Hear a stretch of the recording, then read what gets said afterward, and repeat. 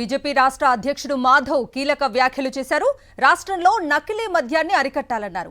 విచ్చలవిడి మద్యం విక్రయాలతో వ్యవస్థలు నాశనమవుతున్నాయన్నారు. బెల్ట్ షాపులు లేకుండా కఠిన చర్యలు తీసుకోవాలని కోరారు. మద్య నియంత్రణే తమ పార్టీ లక్ష్యమన్నారు బీజేపీ అధ్యక్షుడు మాధవ్.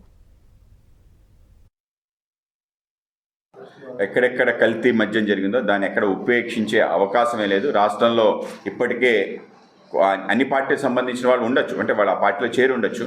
ఆ విధంగా అధికార పార్టీ సంబంధించిన నాయకులు అని చలామణి అవుతూ గతంలో ఇంకో పార్టీలో ఉండి రావటం, వాళ్ళ యొక్క వ్యవస్థ నిర్విఘ్నంగా జరిగే ప్రయత్నం జరగటం, వాళ్ళందరినీ కూడా వాళ్ళు తొలగించడం జరిగింది. ఎక్కడెక్కడ అక్రమార్కులను వాళ్ళందరినీ కూడా తప్పనిసరిగా శిక్షించడం, అలాగే బెల్ట్ షాపులకు సంబంధించిన అంశం కూడా లేచింది. తప్పనిసరిగా ఎక్కడ బెల్ట్ షాపులు ఉండకుండా ఉండాలి. మేము కూడా కఠిన మద్యపాన నియంత్రణ అనేది మా యొక్క లక్ష్యం. నియంత్రణ జరగాలి. ఆ విధంగానే జరగకపోతే వ్యవస్థలన్నీ కూడా క్షీణిస్తాయి. కనుక మా పార్టీ స్టాండ్ మొదటి నుంచి ఈ యొక్క నియంత్రణ అంశం తప్పనిసరిగా జరగాలి అని చెప్పి ఆ విధంగా జరుగుతుంది. ఎక్కడైనా ఇటువంటి కల్తీ మద్యానికి సంబంధించిన అంశం వచ్చినా దానిపైన ప్రభుత్వం ఉపేక్షించకుండా ముందుకెళ్లాలని మేము కోరుకుంటున్నాం. ఆ విధంగానే రాబో కాలంలో ఇటువంటి ఎక్కడా జరగకుండా ఇంకా వ్యవస్థని పటిష్ఠించాల్సిన అవసరం ఉంది. ఎక్సైజ్ శాఖ కూడా ఆ విధమైన దృష్టి సారించాల్సిన అవసరం ఉంది.